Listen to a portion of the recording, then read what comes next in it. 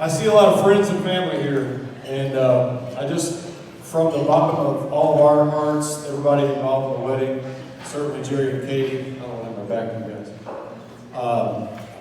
We thank you, sincerely thank you all for being here. And you know, I have to write this down, I might have to get the glasses out, but my arms are still long enough. Okay. So thank you. I'm Monty Cooner, I'm Jerry's dad. My wife Christy is right there. Sister Haley. What I thought for this toast was I want to say a couple things about Jerry and Katie. And I want to tell you about how we met. And I've probably told that story to everybody in here, but you're going to hear it again because it's awesome. And Tim alluded to it during the wedding, but I'm going to elaborate. So I want to start with my son, Jerry. You probably, a lot of you may not know his middle name was Elvis. Anybody not know that? Okay, there you go. One hand. Okay. Oh, Katie, his middle name's Elvis. When we found out we were having a son, I wanted to name him after my dad, Jerry, who was deceased, and Christy had no problem with that. And then I said I want his middle name to be after my favorite singer. Not Kid Rock, Elvis. Jerry Elvis. So that, and Christy looked at me like I was nuts. Like, are you serious? We're going to name him Jerry Elvis? Seriously? I go, honey, the person makes the name doesn't make the person. She bought it, I sold it. So it's a unique name for a unique young man. Let me tell you a little about him. He's a smart guy, he's a funny guy, he's a loyal friend, as evidenced by all these people here today. He's very caring, he's very conscientious. He grew up loving Harry Potter. Any Harry Potter fans in there? He built a lot of Legos, and I mean thousands and thousands of pieces of Legos. Big time Lego builder. I thought he was going to be an engineer for a while. Pete's like, no. He became a very accomplished swimmer, and actually that's how he met his best man, David, at Indiana University on the swim club over there. So I got to switch pages, hang on. In August of 2015, we took him to Indiana University. His freshman roommate, Mason Decker, sitting right there. And I will tell you, that's any parent that's done that. That was probably one of the hardest days of our lives. Easily, it was horrible, but he flourished. He did well. He loved it over there. He built great relationships with so many people. His high school buddies are here. His college buddies are here. I just want to say that Jerry, your mother and I are very proud of you, and we're just so happy that you married this beautiful young lady. Katie, so the first time I met you and talked to you was at our house, which I'm going to tell about here in a minute. But you and I were, before Jerry got there, you and I were just talking, and Ann, actually, the three of us. And I didn't know you all, you didn't know me, but we talked for a good half an hour, and I was just so impressed with you. You were so genuine, just honest, straightforward, and I felt like I'd known you my whole life, and I literally just met you. And I think you're one of the more special people that I've ever met, and I'm so glad that you married my son, and I'm proud of you, and I love you.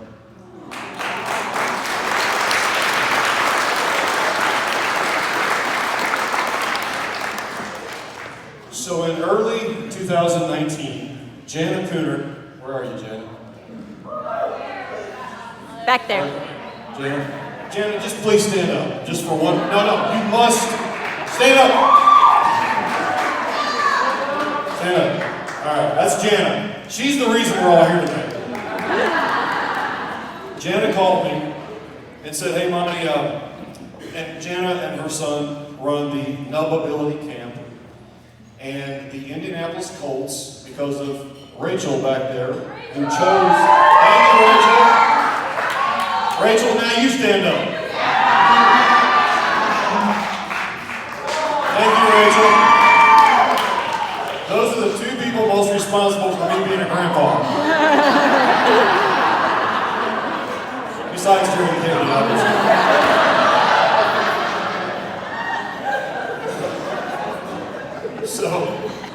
Jen was like, hey, can you help us out this year with notability? Need you to, let some people stay at your house. Sure, Jen, or whatever. I got you.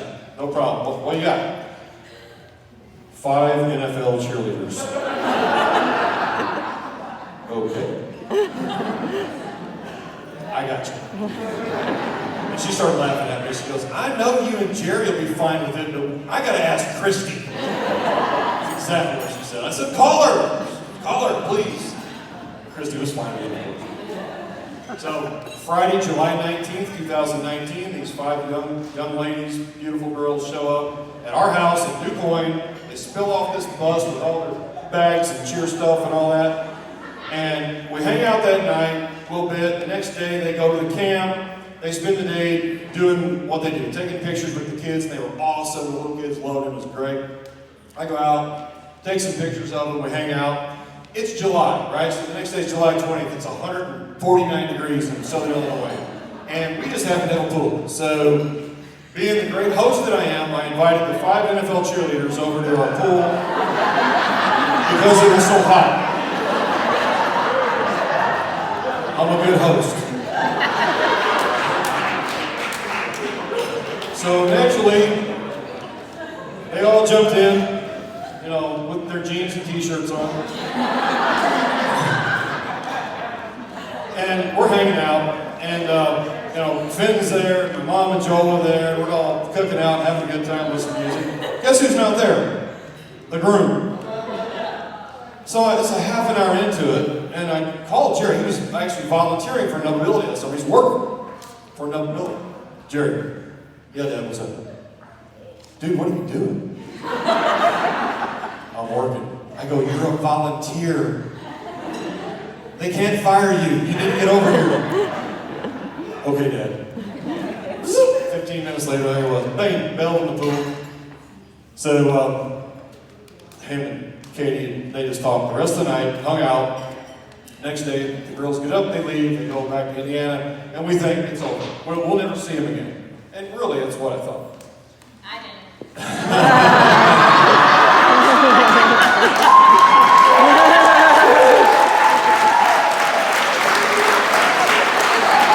If you didn't hear that, Katie said, I didn't.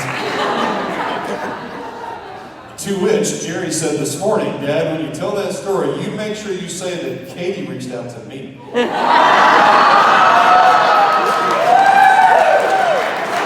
So there you go.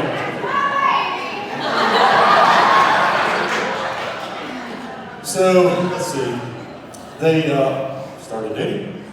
And November 19th, 2019, we find out they're going to be parents and we're going to be grandparents. And it's the greatest day ever. Greatest day ever. Shocking to say the least, but the greatest day ever. So, that's enough of me telling the story. It's like the most... let me make one last point about this. And I said this last night. I must share this. I don't think any of that's an accident. Tim alluded to that. I believe it was a divine appointment. I believe that. And while, as Tim said, we make plans and God laughs, they didn't plan to have Everett, but God planned Everett. And here he is. And I believe that with all my heart. I believe